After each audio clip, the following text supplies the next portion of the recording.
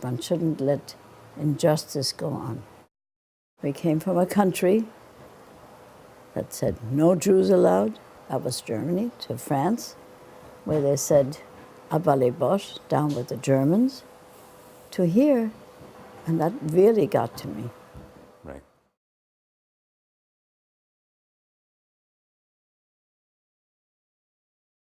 I think about how few people there are in this world who you can say with such certainty that they've changed the lives of thousands and thousands of children.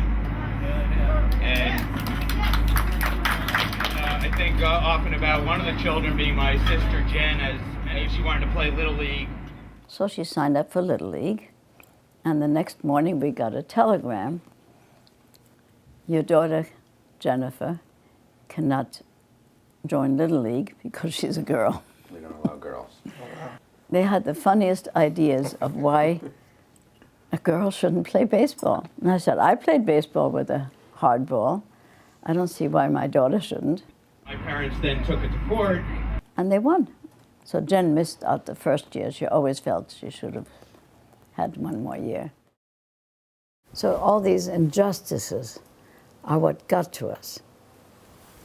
And I think that's been our main motivation. We feel it's important to speak up and to go to people and say, you should change this.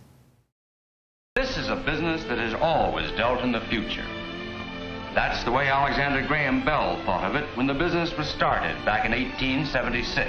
You know, I always think about how you walked in to the office of the vice president of AT&T. I said, you know, when he was making a speech, my door is always open.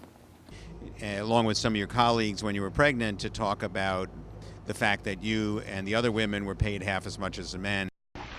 Take a look at this chart. They were making the amazing sum of $120 a week.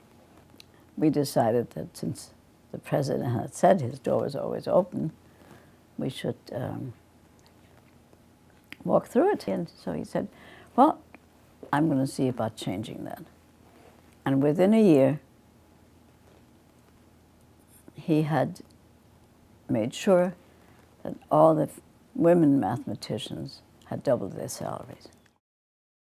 We tried to integrate the swimming pool once.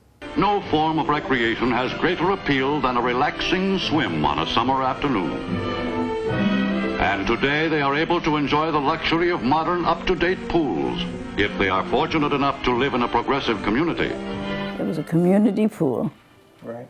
And it was really in the neighborhood where there were, at that time, mostly blacks. And so my friend Donna and I went to the Parkford pool. So why don't you let these kids, let all the kids come swim for free in the morning? Anyway, they voted against it. Oh, wow. So what I landed up doing is, when nobody was watching, I would just lift the kids over the fence. So right, that's how I grew up. Was we'd go to the pool. Right. She'd be taking us to the pool, and for our lessons, and helping the kids over the fence. So sometimes you try one way and it doesn't work, you do the other. Right. And I always admired the way she can really, as I said, focus and drive through to what she thinks is the right thing. And then we thought about it a little bit and said, if we're a good company to do business with, we should also be a good company to work for. So it was a family business. And the nice part was having kids around. And that's why we started daycare, because we wanted the kids around. At work, CMP, yeah. CMP, people could come to work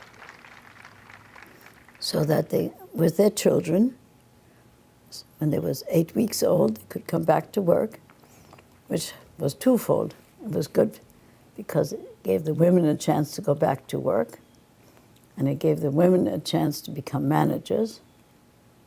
They didn't have to take off when their babies were born, and they didn't have to leave work at 3 o'clock in the afternoon when their children came home from school. At CMP, when we didn't have women salespeople, you insisted, one way or the other, in your inimitable style, that we would have women in sales. And the second one was Salesperson of the Year, won all the awards. That was Joni Jones. We're following in your footsteps with your support. We're standing on your shoulders, and we're continuing it, whether it's Maria working on a pipeline for the most excluded women to be in the political process, or working to really spark a movement for equitable education and equitable funding. We won the fight for fiscal equity after many years, legally. But we still haven't gotten the monies that the judge said we should have. Remember that, Jerry? Yeah. We feel it's important to speak up and to go to people and say, you should change this.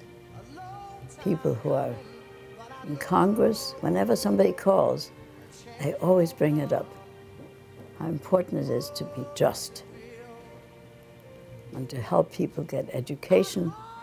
I think we've effected some change. We have some very good programs, like ISA. I was very proud of my parents. They were always helping. They would dash to Washington to get visas so other people could immigrate to this country. You know, they would go and they would help people who needed things. When our grandmother Liliane first became sick and we were really overwhelmed and really didn't know what to do, and to have them there really was a huge, huge, huge comfort to us. So on a moment's notice they were there, and we'll forever remember that. No matter how many people are there, she always has the time to talk to each one of us, to me personally. She always has a gift, she always has a smile.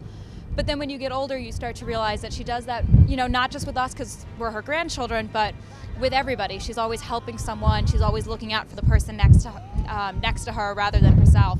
And I know that she does that for everybody, but it makes it no less special that she does it for me.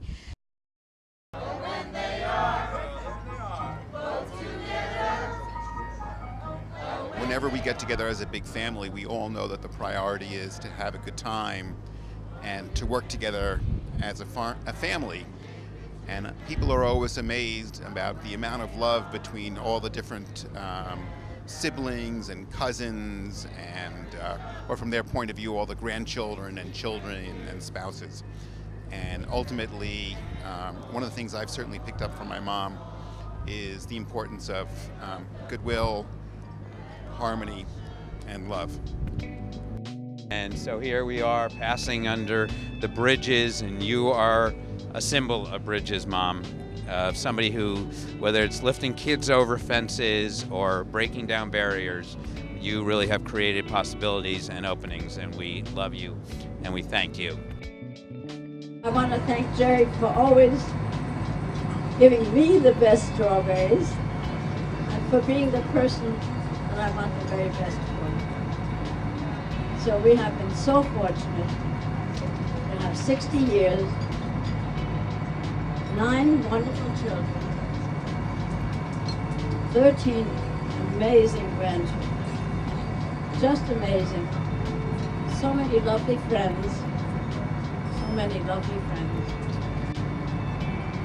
So much happiness, and to be able to do a little bit to make the world a better place.